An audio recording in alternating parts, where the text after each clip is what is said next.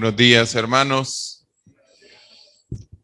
Qué, qué gozo estar. Ayer estuvimos con algunos hermanos compartiendo y hoy, pues con gusto, ¿no? Con alegría, vamos a compartir con muchos más. Así que qué bueno que podamos estar juntos, que podemos estar juntos. Quiero orar, quiero comenzar este tiempo orando, así que si me acompañan, voy a tomarme este tiempo de oración para que me acompañen en este tiempo, en este momento. Señor, te doy gracias por este tiempo. Gracias por esta iglesia amada, Señor. Tú has dado tu vida por la iglesia, Señor, por tu novia. Señor, y nosotros somos la iglesia, Señor. Tú nos has rescatado a nosotros, Señor. Tú nos has apartado para ti, aún sabiendo, Señor, cuánto te hemos de fallar, Señor, cada uno de nosotros. Tú has decidido dar tu vida por nosotros, Señor. Es tuya, Señor.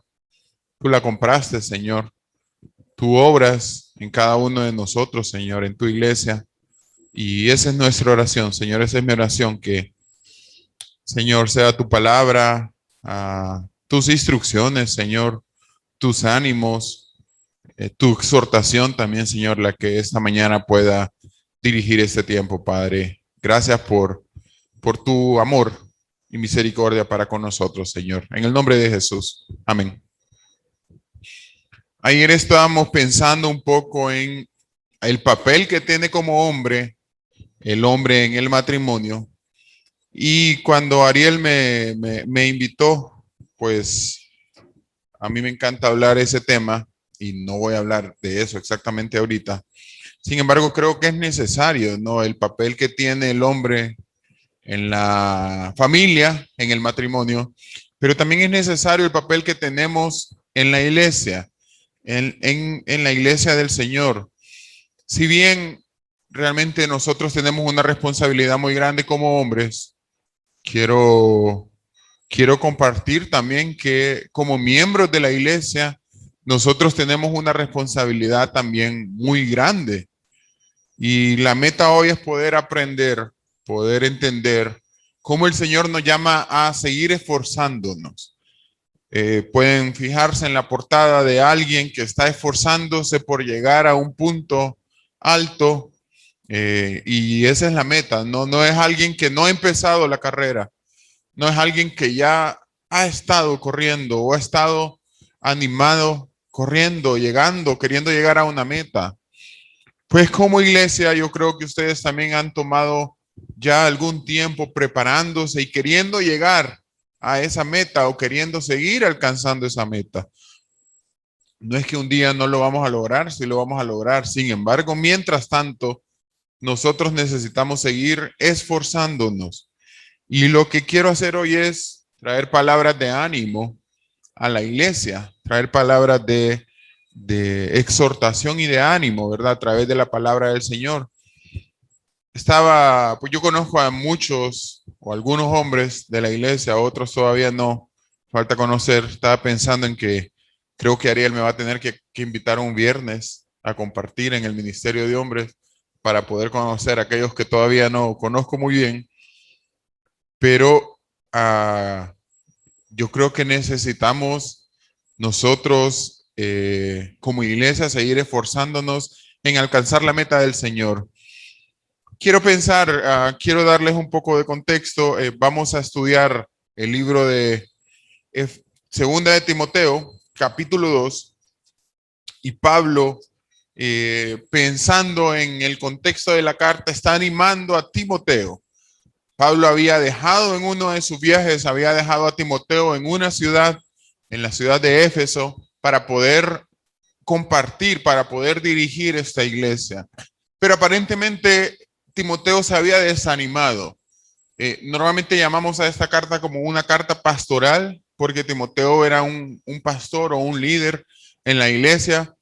Sin embargo, yo creo que nosotros como cristianos maduros necesitamos entender por qué viene esa corrección. Y quiero que vayamos a 2 de Timoteo, pero vamos a empezar con el capítulo 1,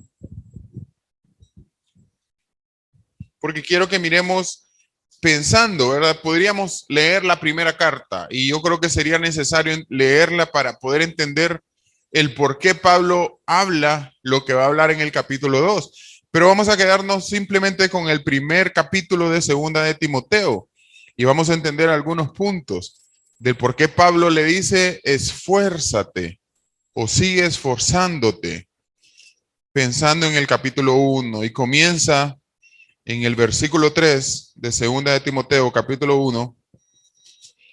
Miren lo que le dice.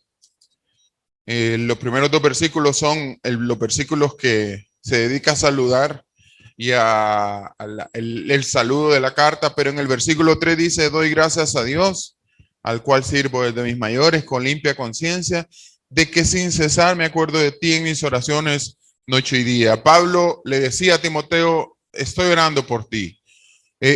Si bien normalmente es bueno que estemos orando unos por otros, sin embargo, nos es más natural o nos es más imperativo orar cuando un hermano está pasando dificultades, cuando está pasando problemas. Y estoy seguro que Timoteo estaba sufriendo estas dificultades en este momento. Por eso Pablo le dice, de que sin cesar me acuerdo de ti en mis oraciones. Noche y día, Pablo está orando por Timoteo. Miren el versículo 4, dice, deseando verte. ¿Por qué lo deseaba ver?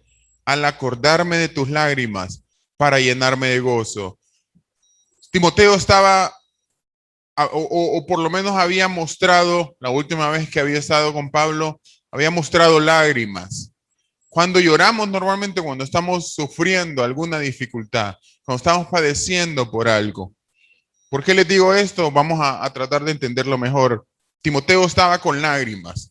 Timoteo estaba sufriendo, no la estaba pasando bien en la ciudad donde Pablo lo había dejado. Versículo 5 dice, trayendo a la memoria la fe no fingida que hay en ti, la cual habitó primero en tu abuela Loida y en tu madre Eunice, y estoy seguro que en ti también. Le recuerda Pablo, tú tienes una fe viva, tú tienes una fe firme, no fingida. Yo me acuerdo de ti, le está diciendo como para animar. Realmente tú eres un cristiano verdadero, un cristiano firme. Versículo 6, por tanto, no te avergüences de dar testimonio de nuestro Señor, ni de mí, preso suyo, sino participa de las aflicciones por el Evangelio según el poder de Dios. Le dice, no te avergüences. Si le dice, no te avergüences, ¿por qué le está diciendo eso? Porque seguramente estaba pasando tanto problema que se avergonzaba y decía, ¿por qué estoy padeciendo esto? Obviamente habían falsos maestros, habían gente que lo atacaba y le decía, tú no tienes la autoridad. En la primera carta le decía que era muy joven Pablo, pero que eso no le impidiera hacer su trabajo.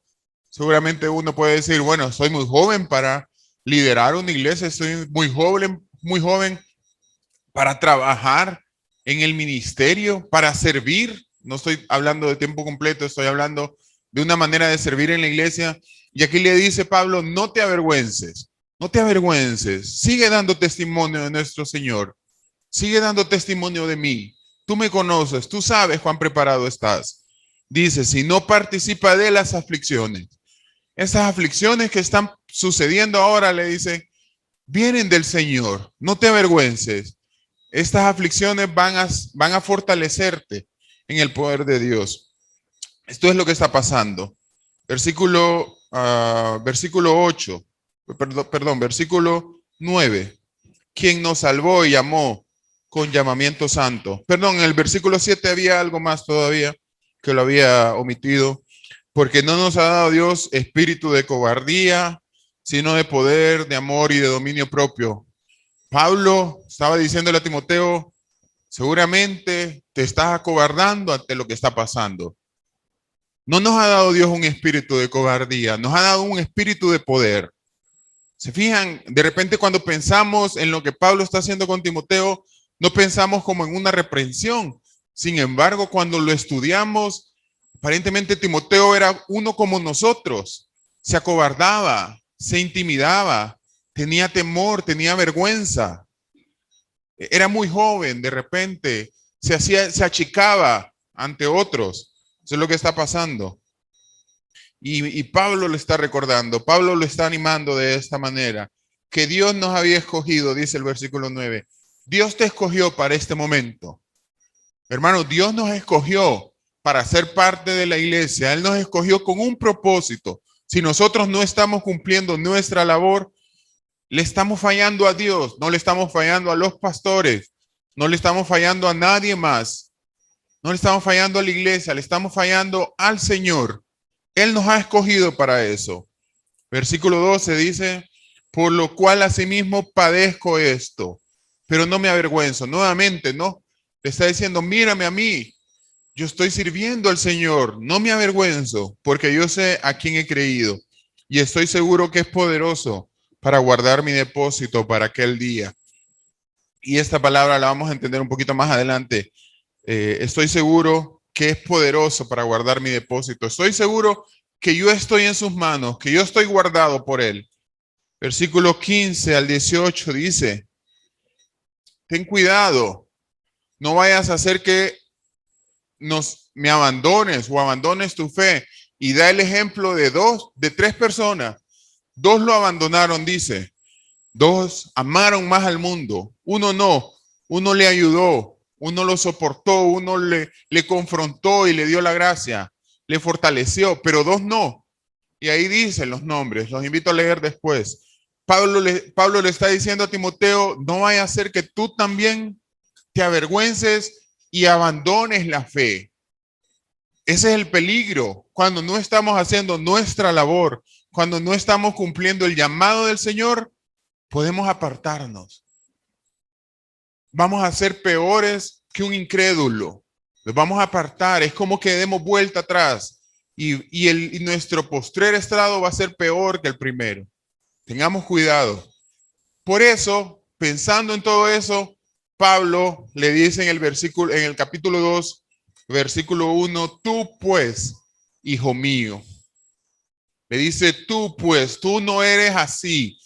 Toda la reprensión del capítulo 1, ahora le dice, tú pues, es como, debido a todo esto, tú no eres así, hijo mío, le dice. Y le dice, amado mío, como que le está diciendo, tú sabes que te amo, tú sabes cuánto amor te tengo, cuánto aprecio.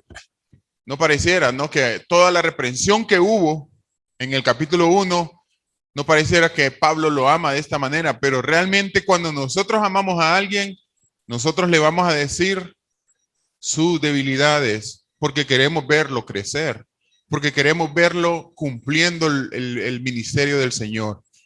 Así que no temamos de decir a alguien, no porque nosotros creemos que es malo, no, es porque Dios nos manda. Si necesita a alguien reprensión, reprendamos con amor, mostrémosle amor, pero digámosle la verdad. Entonces, pensando en esto, vamos a pensar, o vamos a llegar al capítulo 2, al versículo 1 del capítulo 2, ya entendiendo muy bien el contexto en el que está, vamos a tratar de entender cuál es el llamado de Pablo a Timoteo. Le dice, estás haciendo esto mal. Estás sufriendo persecución y yo sé que esto es difícil, pero le dice, pero tienes que vivir de esta manera y le va a decir, esfuérzate, sigues esforzándote. Y es interesante porque cuando Pablo le dice, sigue esforzándote, le está diciendo no solamente sigue, sino que le está diciendo cómo se va a esforzar, cómo él tiene que lograr eso. Es muy importante no dar el cómo. Muchas veces le decimos a nuestros hijos, no haga esto, pensando en nuestros hijos, los que tenemos hijos. Muchas veces le decimos, no haga esto, pero nosotros no le damos la oportunidad de hacer lo correcto. No le decimos, en vez de hacer esto, haz esto, hazlo de esta manera. Pablo le dice, no te apartes, no decaigas, pero le dice, esfuérzate en la gracia y le va a decir cómo esforzarse y le va a dar 4 ejemplos que vamos a estudiar esta mañana. 4 ejemplos de cómo debemos esforzarnos. ¿Qué espera el Señor de nosotros en la obra, en su iglesia? ¿Cómo nosotros necesitamos alcanzar a otros? ¿Cómo nosotros necesitamos ser de buen testimonio a otros? Entonces, primer versículo dice, voy a leerlo completo. Tú pues, hijo mío, esfuérzate en la gracia que es en Cristo Jesús. Entonces, pensando en el primer versículo, entendiendo un poco el contexto de lo que está hablando, le dice: tú pues, hijo mío, ya miramos esa parte, dice: esfuérzate en la gracia que es en Cristo Jesús. Así que lo primero que le dice es: esfuérzate. ¿Cuál es la idea de esfuérzate? La idea de esfuérzate no es que no estás haciendo tu trabajo, porque a veces es difícil, ¿no? Cuando alguien le dice: haga esto, como que si no lo hemos estado haciendo. Pero Pablo no le está diciendo: empieza a hacer esto. Le está diciendo: sigue haciendo, sigue esforzándote, esfuérzate en la gracia. Entonces está escribiendo una carta para exhortarle y le dice: ya sé que has estado trabajando, ya sé que has estado esforzándote, pero sigue haciéndolo.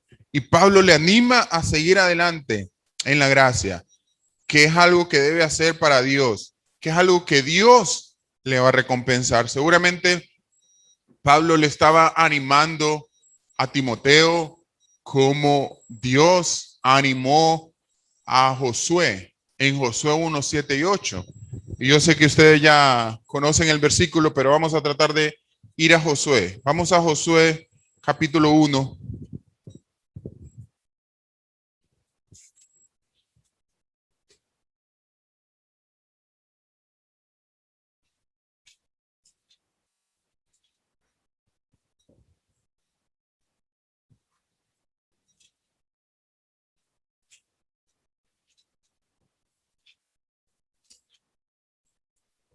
Josué 1, 7 y vamos a leer hasta el 8. Dice: solamente esfuérzate y sé muy valiente para cuidar de hacer conforme a toda la ley que mi siervo Moisés te mandó.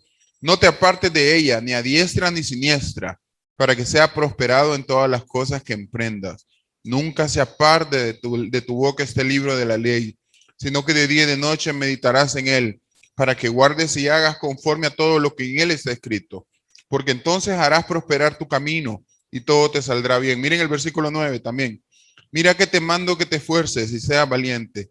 No desmayes, porque Jehová tu Dios estará contigo en donde quiera que vayas. Entonces le dice también, el Señor le dice a Moisés: esfuérzate, sé muy valiente, haz conforme a lo que dice la palabra. Y Pablo le dice a Timoteo: esfuérzate en la gracia. Y es bien interesante porque este esfuérzate es como la idea de sigue esforzándote, pero también da una idea como que el Señor mismo me va a estar dando la fuerza para hacerlo. ¿Qué necesito hacer yo? Obviamente yo necesito orar, yo necesito seguir meditando en su palabra, yo necesito seguir obedeciendo, pero cuando yo hago eso, automáticamente el Señor me va a dar la fuerza, el Señor me va a dar la gracia. Por eso dice: esfuérzate en la gracia. Me dice en ese lugar, esfuérzate en la gracia. ¿En qué necesito esforzarme? En la gracia. ¿Cuántas veces nosotros nos esforzamos porque estamos haciendo actividad física, un esfuerzo físico, ya sea ejercicio, ya sea un trabajo, ya sea un proyecto que tengo, y hago hasta lo último, me esfuerzo? Muchos de nosotros nos desgastamos en muchas cosas que tenemos que hacer.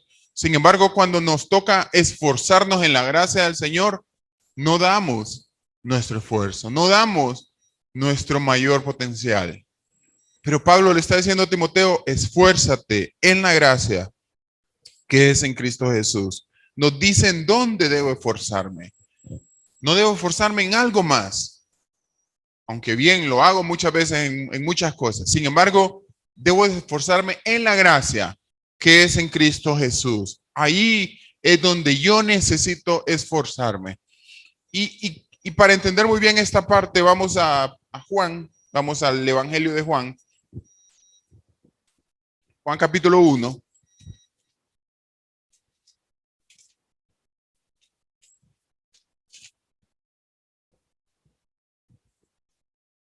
Vamos a leer al versículo 14 hasta el versículo 18. Dice: y aquel verbo fue hecho carne, Bueno, ¿de qué verbo está hablando? Ya está hablando de Jesús. Jesús estaba con Dios. Jesús creó todas las cosas. Él es el verbo. Dice el versículo 12 que el verbo se hizo hombre. Lo que dice, no, el versículo 14, perdón, ya que el verbo fue hecho carne. Jesús fue hecho carne, el Dios de los cielos fue hecho carne, dice, y habitó entre nosotros y vimos su gloria, gloria como del unigénito del Padre, lleno de gracia y de verdad. ¿Lleno de qué? Lleno de gracia. Él es la gracia. Miren el versículo 15. Juan dio testimonio de él y clamó diciendo, este es de quien yo decía, el que viene después de mí es antes que mí, porque era primero que yo, porque de su plenitud tomamos todos y gracia sobre gracia. De su plenitud es de Cristo, ¿no? Y gracia sobre gracia. Versículo 17. Pues la ley por medio de Moisés fue dada, pero la gracia y la verdad vinieron por medio de Jesucristo. Versículo 18. A Dios nadie le vio jamás. El unigénito Hijo que está en el seno del Padre, Él le ha dado a conocer. ¿En dónde debemos esforzarnos? ¿En dónde debemos de fortalecernos? En la gracia. ¿Quién es la gracia? Jesús es la gracia. Yo necesito conocer de Jesús. Yo necesito entender que Jesús es la gracia de Dios manifestada en carne. Si yo necesito la gracia del Señor para obtener salvación, no puedo decir que no conozco en Jesús o no puedo decir que no tengo comunión con Jesús. Jesús es la gracia. Yo necesito conocer del Señor primero, de Jesús. Yo necesito conocer la obra de Jesús. Yo necesito abrazar la gracia de Dios, abrazar a Jesús, su palabra, entendiendo lo que yo necesitaba. Yo necesitaba ese perdón. Yo necesitaba esa restauración. Yo estaba muerto, pero en Jesús ahora puedo tener vida. Por lo tanto, yo necesito abrazar a Jesús. Yo necesito vivir en Jesús. Una vez que yo tengo esa salvación, no significa que ahora debo de vivir diferente. No, yo necesito seguir dependiendo de Jesús. Yo necesito seguir abrazando a Jesús cuando cada día de mi vida. Es lo que está diciendo. Esfuérzate en la gracia que es en Cristo Jesús. Si yo no estoy teniendo esa comunión con Jesús, muy difícil voy a seguir esforzándome. Muy difícil voy a seguir encontrando la gracia que necesito. Por lo tanto, Pablo le dice, recuerda, esforzarte en Jesús, en la gracia que es en Cristo Jesús. Jesús es la gracia. Y yo necesito de su gracia cada día. Yo necesito de la gracia del Señor. Entonces le dice, esfuérzate en esa gracia. Miren lo que dice Efesios capítulo 6, versículo 10.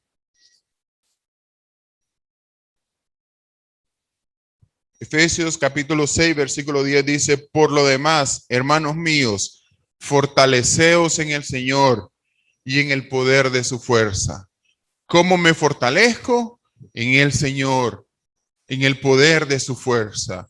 El contexto en el que está hablando este versículo es, hay una guerra y usted solo puede obtener municiones y solo puede obtener protección en Jesús. Porque si no va a sucumbir en esa tierra, en esa guerra. Y vamos a verlo más adelante porque nos llama a ser soldados. Entonces, una vez que Pablo le llama a fortalecerse en esa gracia, le da 4 ejemplos. Y le dice, tienes que ser como un maestro, tienes que ser como un soldado, tienes que ser como un deportista, tienes que ser como un labrador. De repente alguno de ustedes se siente identificado con uno de estos ejemplos. De repente hay algunos soldados retirados o conocen de alguien que es soldado, o de repente hay alguno que le gusta hacer deportes, o conocen de alguien que hace mucho deporte, o de repente conocen a un maestro, o ustedes son maestros y saben el esfuerzo que hay que hacer como maestro, o incluso muchos de ustedes, yo sé, que son labradores, personas de campo, que les ha tocado trabajar, o conocen de alguien y saben el esfuerzo. Entonces Pablo le dice, así como ellos, tú también necesitas esforzarte igual que ellos. Y es lo que vamos a entender más adelante o ahora en el versículo 2. Vamos a pasar al versículo 2. Dice, lo que has oído de mí ante muchos testigos, esto encarga a hombres fieles que sean idóneos para enseñar también a otros. Así que lo primero que le dice Pablo es, enseña. ¿Quieres esforzarte en la gracia? Considera a los maestros y enseña. Sé como un maestro. Enseña, le dice. Le dice el versículo 2, lo que has oído de mí ante muchos testigos. ¿Qué tenemos para enseñar? ¿Qué vamos a enseñar? Lo que hemos oído, lo que hemos aprendido, lo que hemos estudiado. Eso necesitamos enseñarlo. La mejor manera para que un maestro siga aprendiendo es enseñando. La mejor manera para que usted pueda crecer en el conocimiento, enséñele a alguien. Enséñele a alguien, háblele a alguien de la palabra del Señor. Háblele a alguien de lo que ha aprendido. Ah, pero es que yo no soy bueno, pastor, yo no soy bueno hablando en público. Bueno, puede ser. Sin embargo, yo les aseguro que muchos de ustedes, si yo les preguntara de fútbol, si yo les preguntara de su profesión, si yo les preguntara acerca de su familia, si yo les preguntara acerca de algunas cosas que ven en la televisión, seguramente ustedes lo harían con más destreza de lo que yo puedo predicar. Soy seguro de eso. Soy seguro que podríamos pasar minutos, horas, hablando de un tema en específico el cual ustedes conocen. Entonces no hay excusa de que si somos buenos hablando o de que si no somos buenos. No, la excusa muchas veces está en nosotros mismos. ¿Necesita conocer la palabra? Vaya a la palabra. ¿Saben que este fue el texto? Todo el libro de Segunda de Timoteo, pueden corroborarlo con Juan José o con mi esposa, fue los primeros versículos que yo memoricé de toda una carta. Prácticamente nos memorizamos toda la carta hace 4 años, hace 10 años, y todavía está en mi cabeza.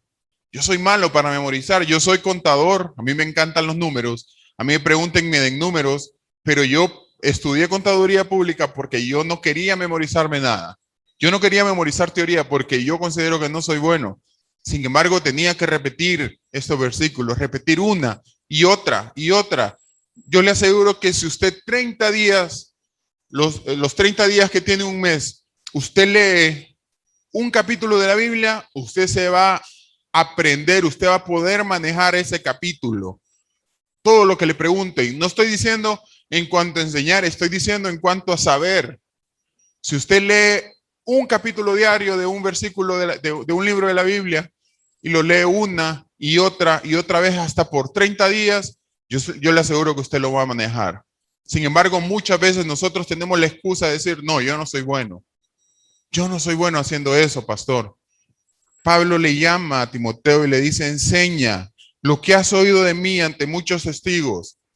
Esto encarga a hombres fieles. Y ahí la parte es importante, ¿a quién debo enseñar? ¿A quién debo de buscar? De repente tengo 2 ideas. Ahí dice a hombres fieles que sean idóneos. Yo sé que aquí muchas personas son fieles. Hay muchos hombres fieles, hay muchas mujeres fieles.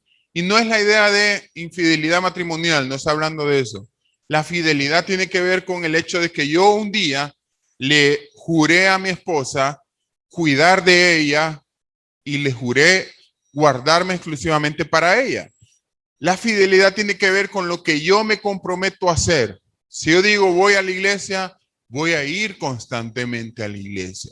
Si yo digo voy a ir a grupo, voy a ir al estudio, voy a ir cada vez que pueda, siempre que pueda. Ese es alguien fiel, alguien que cumple, alguien que persevera. ¿A quién necesito yo? Bueno, yo primero necesito ser un hombre fiel o una mujer fiel en la iglesia, al Señor.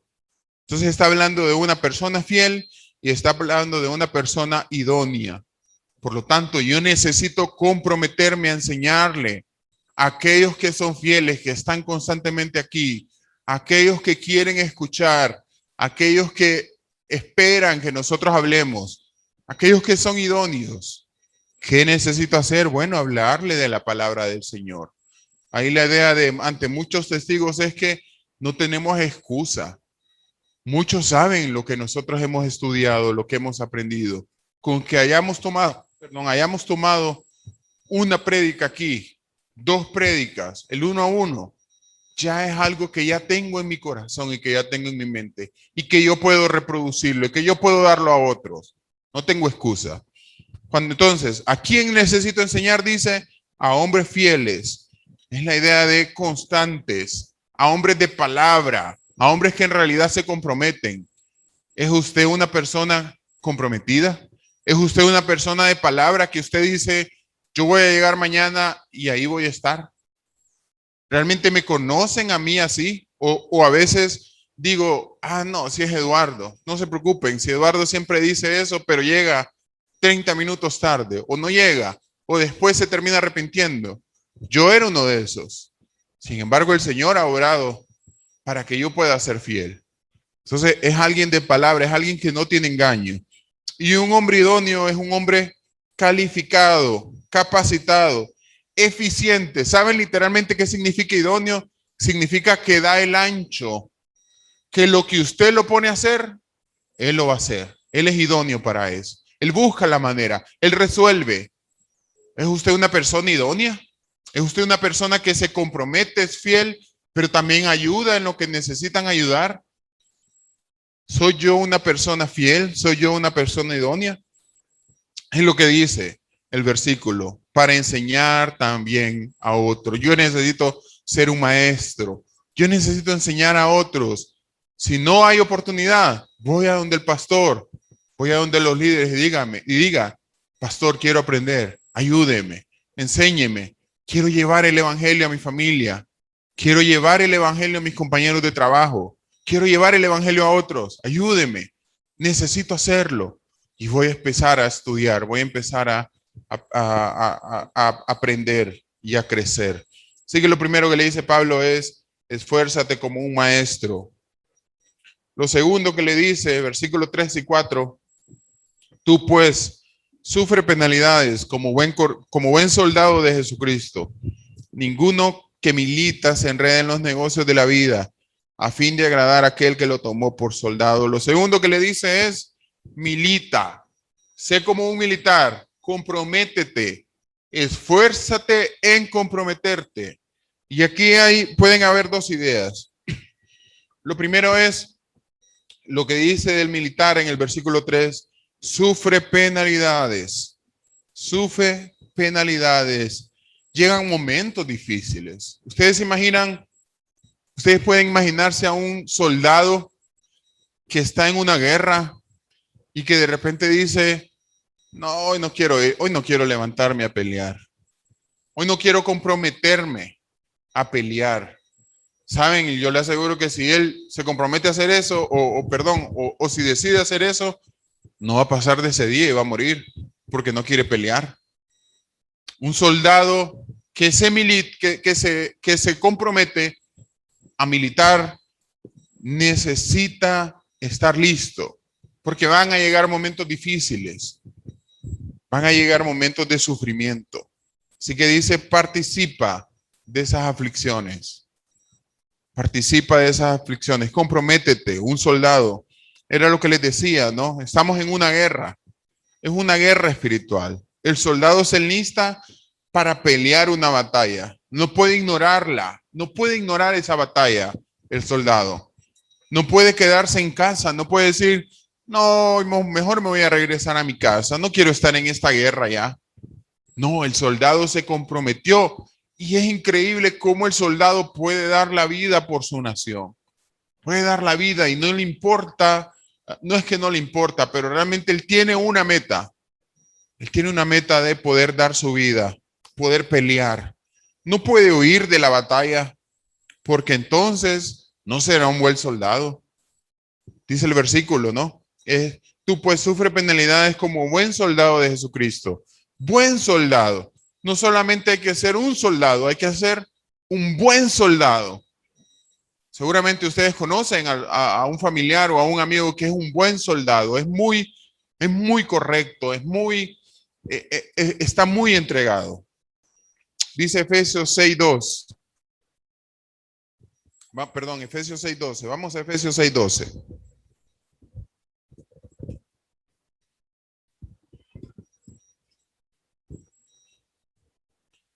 Bueno, desde el 11. Ya le habíamos leído el 10. Vamos a leer desde el 11. Vestidos de toda la armadura de Dios, para que podáis estar firmes contra las acechanzas del diablo. 12. Porque no tenemos lucha contra sangre y carne, sino contra principados, contra potestades, contra los gobernadores de las tinieblas de este mundo, de este siglo, perdón, contra huestes espirituales de maldad en las regiones celestes. Hay una guerra, hermanos. Hay una guerra. Yo estoy en una batalla contra el pecado. Todo el día, todos los días me asedia el pecado. Todos los días está el pecado asediándome, está en guerra contra mí. También mi familia está en una batalla. En este mundo, en esta sociedad actual, Satanás está en contra de la familia, se está queriendo separarnos, está queriendo destruirnos. El mundo está en contra de la familia. Yo estoy en una batalla de manera personal. Las familias están en una batalla. La iglesia está en una guerra. La gente no quiere asistir a la guerra. La gente está en contra de Dios. Los gobiernos están en contra de Dios. Y el reino de Cristo está en una guerra también contra Satanás. Hay una guerra, hermanos. Yo voy a decidir si voy a ser un buen soldado. Yo voy a decidir si voy a pelear la batalla por el Señor. Yo debo de mantenerme firme. Eso es lo que dice. Los buenos soldados están siendo considerados siempre. Un buen soldado es enviado a las batallas. Siempre. La idea de bueno es excelente, eminente, admirable. ¿En dónde estoy peleando yo mi batalla? Estoy peleando mi batalla contra personas, contra mi esposa, contra mis vecinos, contra mi familia, o estoy peleando la batalla contra Satanás, con el Señor esforzándome en mí, esforzándome en la gracia del Señor. Dice 2 Corintios 10, 3, 5, para que lo marquen si quieren. Dice que nuestra batalla, nuestras armas no son físicas, son espirituales. Nosotros necesitamos tener armas espirituales. Y es importante, miren lo que dice el versículo 4. Ninguno que milita se enrede en los negocios de la vida. ¿Por qué? Dice, a fin de agradar a aquel que lo tomó por soldado. Es increíble ver un soldado cómo quiere la aprobación de su superior. Por eso el famoso dicho, sí, señor. Cuando el soldado le dan una orden, él tiene que decir, sí, señor, porque él quiere agradarlo. Es impresionante cuánto quieren agradar. ¿A quién es nuestro superior? No es el pastor, no es mi líder del grupo, no, es el Señor. Yo necesito buscar la aprobación del Señor. Yo no me enredo en los negocios de la vida. No significa que no voy a trabajar, lo voy a hacer con excelencia. No significa que no tengo que buscar el sustento. Al contrario, yo necesito confiar en el Señor y necesito hacer mi mejor trabajo. El problema es cuando me enredo en los negocios malignos de este mundo, cuando me enredo sin saberlo. Saben que la idea ahí es como la idea de alguien que va caminando sobre un terreno espinoso y no se da cuenta y de repente se quedó enredado en una enredadera, valga la redundancia. La idea es como que hubo algo que le enredó, siguió caminando tanto que se enredó en los negocios de la vida, dejó de mirar al Señor, dejó de tener la mirada en lo verdadero. Muchos caemos en ese punto, se enredan en negocios que no son correctos, se enredan en negocios que no son fructíferos y muchas veces comprometen su confiabilidad. Así que, hermanos, no se enreden. No. Busquen la aprobación del Señor en todo momento. Busquen la aprobación del superior. Les iba a decir del mero jefe, pero realmente busquen la aprobación del superior. ¿Por qué? Porque lo que queremos es agradarle. El soldado busca agradar a su coronel, a su superior. Así que le dice, enseña como maestro, busca agradar como el soldado que milita, busca agradar a tu superior. Hay uno más, bueno, hay dos más, pero vamos al versículo 5. Dice, y también el que lucha como atleta no es coronado, sino lucha legítimamente. Así que el próximo punto es lucha como un atleta. Lucha como un atleta. Le está diciendo, lucha como atleta. Nuestro trabajo debe ser legítimo. Y es interesante porque el versículo, Pablo está como queriendo enseñarle a Timoteo o recordándole algunas reglas que tenían los deportistas para participar en los Juegos Olímpicos. Saben, cuando los Juegos Olímpicos comenzaron, solo podían participar griegos. Solo para griegos era. Y tenía que cumplir dos requisitos: ser griego de nacimiento y tener un certificado que dijera que se había preparado por al menos 10 meses. Esos eran los dos requisitos que tenía que cumplir. Si descubrían que eso no era verdadero, no podía pelear, no podía luchar. Y si luchaba engañando, no podían darle medalla. Lo que está diciendo Pablo a Timoteo, le está diciendo, lucha legítimamente. ¿Estás seguro que naciste de nuevo? Nosotros necesitamos entender si hemos nacido de nuevo. Si no, todo nuestro trabajo va a echarse a la borda. Vamos a esforzarnos, pero no va a valer la pena. Le está diciendo, sé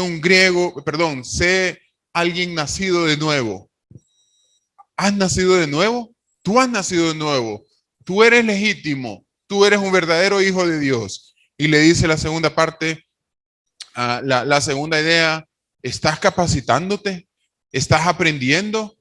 ¿Estás buscando la gracia del Señor? ¿Estás esforzándote en la gracia del Señor? ¿Estás yendo a la palabra del Señor? ¿Quieren pelear legítimamente? ¿Quieren quieren luchar legítimamente?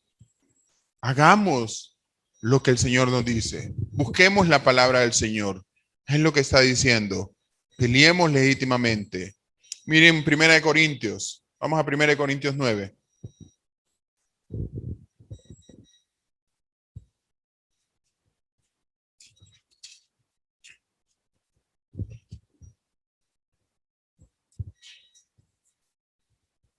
Primera Corintios 9, 25 y 26 dice: todo aquel que lucha, de todo se abstiene.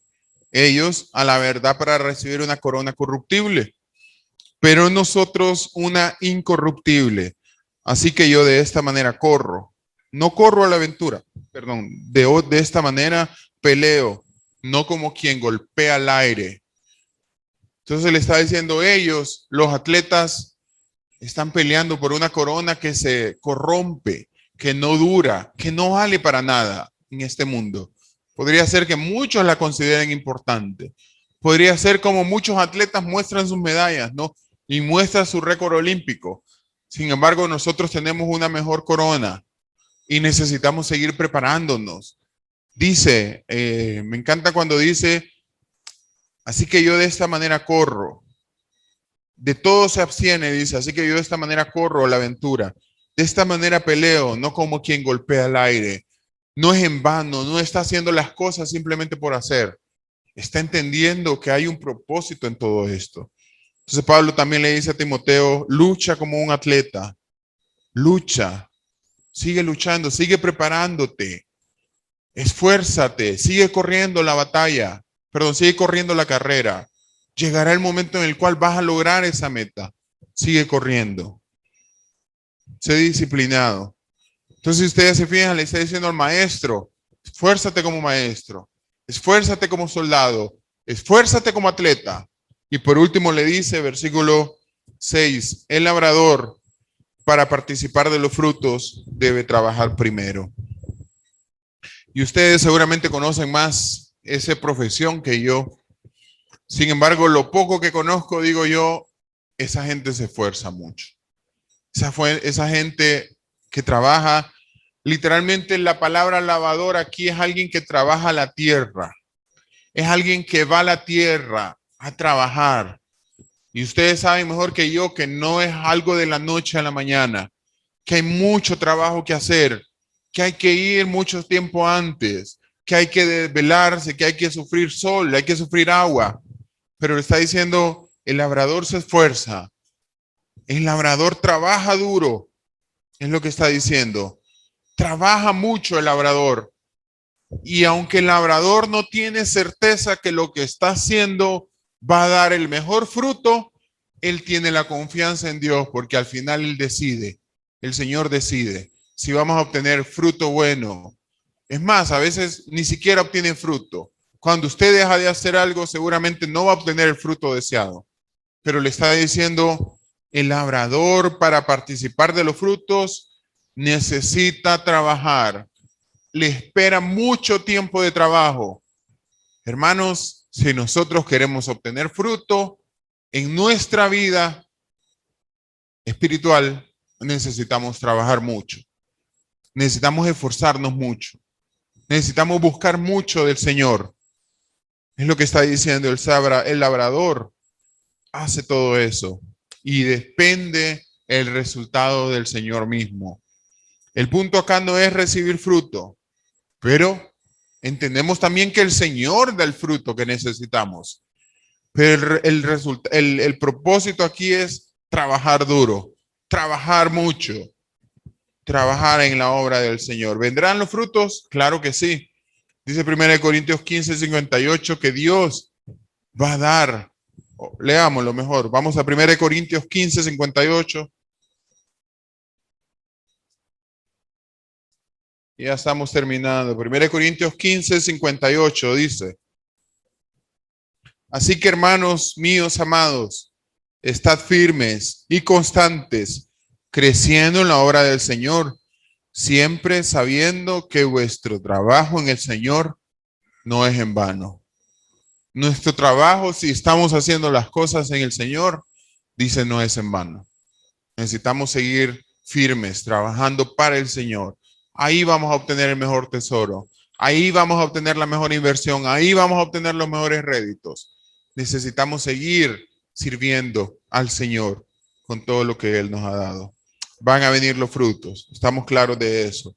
Necesitamos seguir trabajando duro. ¿Saben qué le dijo el Señor a sus discípulos, a sus apóstoles? Dice, el Señor les dijo en Mateo 9, versículo 37 y 38, dice, rogad al Señor de la mies para que envíe más obreros. Eso le está diciendo a sus apóstoles, rogad, pidan al Señor de la mies. Le está diciendo, oren. Ok, pero es interesante porque inmediatamente después, capítulo 37, capítulo 38, ahí termina el capítulo. ¿Y saben qué pasó en el capítulo 10? Envió a sus discípulos, envió a sus apóstoles a trabajar, los envió a compartir el evangelio, los envió a predicar las buenas nuevas. ¿Saben qué significa eso? Cuando yo estoy orando y pidiéndole al Señor que envíe más obreros, cuando yo estoy orando como iglesia, estamos diciendo, Señor, trae más obreros. Y yo estoy orando tanto que saben lo que va a hacer el Señor, me va a dar un convencimiento a mí, que yo soy ese obrero que Dios necesita. Bueno, Dios no nos necesita, pero sí Dios quiere que nosotros seamos esos obreros. Entonces, cuando los apóstoles, cuando el Señor les enseñó eso a los apóstoles, que rogaran al Señor de la mies, ¿saben qué hicieron tanto los apóstoles? Oraron y fueron, y ellos fueron. Así que si usted realmente cree que necesitamos más personas para seguir compartiendo el evangelio, para seguir compartiendo las buenas nuevas, para seguir trabajando la tierra y seguir tirando la semilla, si usted cree que es necesario eso en esta iglesia, ore por ellos. Y de repente eso no les va a gustar mucho, pero ore por ellos, porque el Señor los va a enviar a ustedes mismos después. Cuando ustedes hayan orado tanto, que ustedes miren la necesidad de enviar más obreros, ustedes van a decir, heme aquí, Señor. Yo estoy listo para ir. Así que, hermanos, nos toca a nosotros. Nos toca a nosotros orar. No se asusten, pero el Señor es lo que quiere hacer con ustedes. Enviar más obreros, predicar las buenas nuevas, tirar más la semilla. Eso es lo que el Señor quiere. Jesús habló eso con sus discípulos. Así que el labrador trabaja duro. Nosotros necesitamos seguir trabajando duro también. Y termina Pablo diciendo en el versículo 7, considera lo que digo, el Señor te dé entendimiento en todo. La palabra considera es la única vez en la Biblia que habla esa palabra, en el original. Considera. ¿Saben por qué? Porque es algo que se percibe con la mente, es algo que se entiende con la mente, es algo que yo necesito meditar. Todo lo que Pablo le ha dicho a Timoteo, yo lo necesito meditar y decir, Señor, de repente yo necesito hacer cambios en mi vida. Lo que dice Pablo ahí, considera lo que te digo, entiéndelo, piénsalo, piensa lo que te estoy diciendo. Y durante toda la carta le va a seguir dando recomendaciones. Sin embargo, en esta porción específica, Pablo le dice, considera lo que te digo, lo que te digo, lo que te estoy diciendo. Lo que yo te estoy diciendo, tenlo presente en tu mente. Sigue considerándolo. Sigue haciendo cambios en tu vida. Sigue tomando decisiones firmes en tu vida. Y dice, el Señor te dé entendimiento. ¿Cómo puedo tener entendimiento? Estudiando la palabra. ¿Cómo puedo entender yo que el Señor me está llamando a esto? Siguiendo estudiando la palabra. Pidiéndole al Señor que me dé entendimiento. Dice, yo no tengo sabiduría en mí mismo. Yo necesito la sabiduría de Dios. Yo no tengo entendimiento. De repente yo no soy estudiado en la universidad o yo no soy estudiado en un ministerio, en un lugar donde se preparan pastores. Sin embargo, la palabra del Señor es suficiente. Y dice, considera lo que te digo y el Señor te dé entendimiento en todo. Vamos a terminar con Proverbios. Vamos a Proverbios. Proverbios capítulo 1. Proverbios capítulo 1. Vamos a terminar con este texto.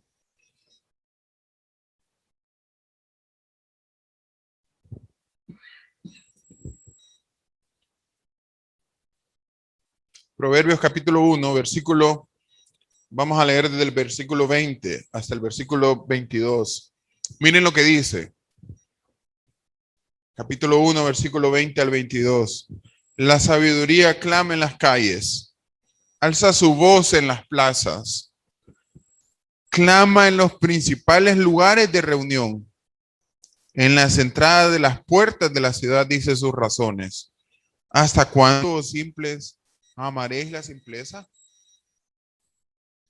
Y los burladores desearán el burlar, y los insensatos aborrecerán la ciencia. Versículo 23. Volveos a mi reprensión. He aquí yo derramaré mi espíritu sobre vosotros, y os haré saber mis palabras. ¿Se fijan cómo presenta la sabiduría el escritor de Proverbios? La presenta como algo disponible a todos. La presenta como algo público, como algo que es evidente. Pero que el que no quiere verla, que el que no quiere tenerla, se aparta de ella. ¿Cómo quedamos nosotros ante eso? Si nosotros no tenemos la sabiduría que necesitamos es porque no queremos.